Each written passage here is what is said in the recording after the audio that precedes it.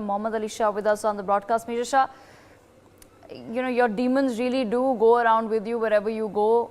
Bajwa may have been booted out of Pakistan, but clearly there are people across the world, and this is not a Pakistani man or somebody from Sindh, Balochistan who's heckling Bajwa in Paris. This is a man from Afghanistan who's clearly heard abusing him and, you know, just spewing a lot of hatred towards Bajwa. Yes, Devika, you said it correctly that your demons never leave you. They haunt you always, irrespective of where you go, how you do, whatever you do. General Bajwa might have done a lot of wrong in Pakistan and might have been very, very unpopular, might have done the wrongest things. In fact, his wife was accused of income tax violations and, you know, till 2014, she wasn't paying income tax and suddenly, all of a sudden, they get so many properties and so much corruption under their name, all right. You know, having said all this, Devika, having said all this, and this man who's abusing them is not even a Pakistani national, he's a Pashtun, and I understand a bit of Pashtun. By virtue of understanding the Pashtun, a bit of Pashtun, I can tell the words are very, very unparliamentary.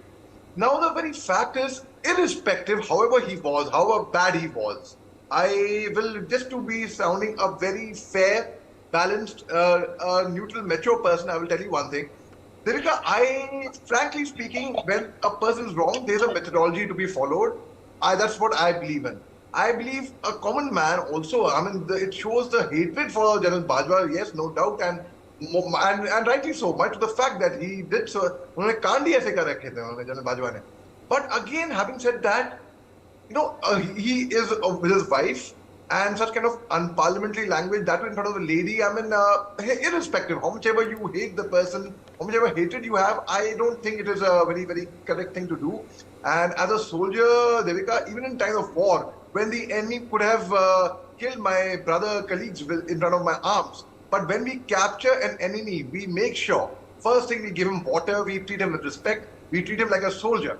That respect is always given from a soldier to a soldier, irrespective, because soldiers at war are not personal enemies, they are doing their duties. Similarly, all said and done, I'll speak like a soldier, even though General Bajwa was from the enemy country, and I do not have any liking towards them at all, and I'm not supporting General Bajwa. Had it been anybody else, I would give an example of a celebrity actor.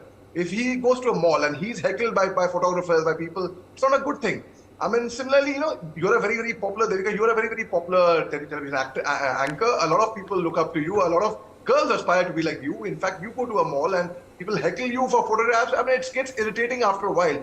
Here, this gentleman, Pashtun gentleman, is abusing him. Firstly, it shows the immense hatred for General Bajwa, no doubt, and rightly so, I will say. And not justifying that at all. But having said that, again, I would, as a humanitarian, I would say that, you know, there was a lady there. And in the army, we are taught chivalry. We are taught about how to conduct ourselves when there are ladies around. Irrespective, whatever, however, whether you like a senior officer's wife or you don't, we have to be polite. We have to conduct ourselves in a gentlemanly fashion. Now, when General Bajwa said, okay, he'll call the police to stop the filming over there, to stop the photography, bulao police, koi baat nahi. But that means he himself was so convinced, he had the courage of conviction to feel the person who was the Pashtun gentleman, that even if police comes, ultimately he is justified. He's not doing anything wrong. He can get away with it. And General Bajwa and his wife had to leave that place, and it was, the entire video was, you know, when they're sitting on the steps. So we are all human beings first. We all are human. So it's very important to actually keep the law of humanity in our heart.